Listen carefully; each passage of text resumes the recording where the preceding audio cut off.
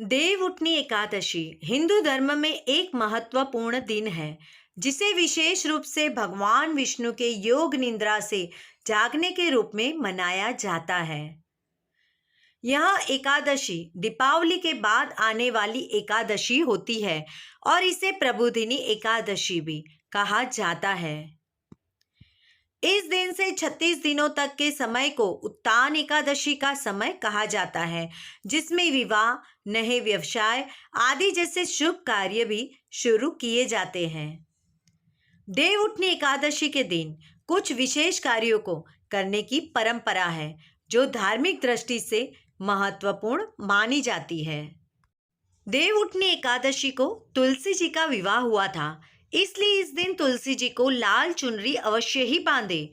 ऐसा करने से आपके घर में विवाह के योग जल्द ही बनते हैं। तुलसी जी को लाल कलावा अवश्य बांधे। देवउठनी एकादशी के दिन भूलकर भी तुलसी की पत्तियों को ना तो स्पर्श करना चाहिए और ना ही इन्हें कभी तोड़ना चाहिए। पीले कलावे अथवा धागे में 11 गांठ लगाकर तुलसी जी को अवश्य बांधे और उनसे प्रार्थना करें कि आपके विवाह की डोर कभी भी ना टूटे।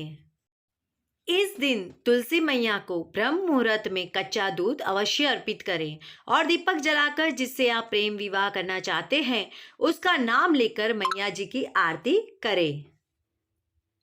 इस दिन व्रत रखना बहुत महत्वपूर्ण है। यह व्रत भगवान विष्णु की कृपा प्राप्त करने के लिए किया जाता है। उपवास के दौरान केवल फलाहार करना चाहिए और पूरी रात जागकर आपको भक्ति में लीन रहना चाहिए। उपवास से मन और शरीर की शुद्धि होती है और भगवान विष्णु की कृपा भी प्राप्त होती है। इस दिन को विशेष रूप से दीपों का दिन माना जाता है। सुबह सुबह सूर्योदय से पहले स्नान करके दीपदान करना चाहिए। दीपदान से घर में सुख समृद्धि आती है और पापों का भी नाश हो जाता है।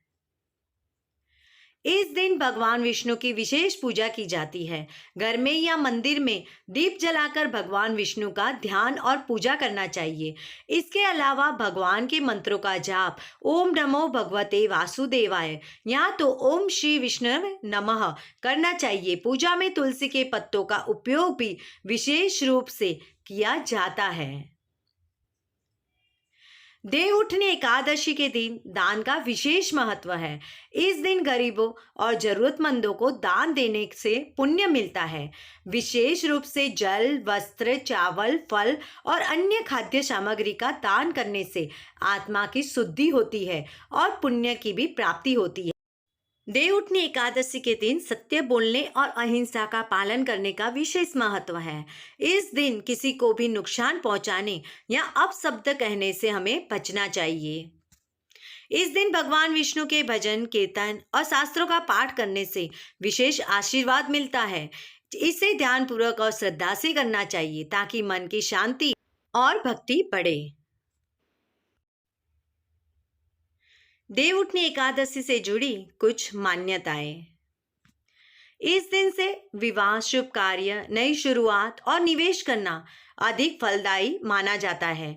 इसे निवेश रूप से भगवान विष्णु की पूजा के दिन के रूप से मनाया जाता है, क्योंकि यह दिन भगवान विष्णु के योग निद्रा से जागने का समय होता है। इस दिन का महत्व दीपावली के बाद शुरू होता है और इसके साथ ही सामाजिक और धार्मिक कार्यों का पुनः प्रारंभ होता है। देवउठनी एकादशी का व्रत और पूजा करने से भक्तों को पुण्य की प्राप्ति होती है और जीवन में समृद्धि, सुख और शांति की भी वृद्धि होती है। दोस्तों, जानकारी पसंद आई हो तो हमारे चैनल को सब्सक्राइब जरूर कीजिएगा। धन्यवाद।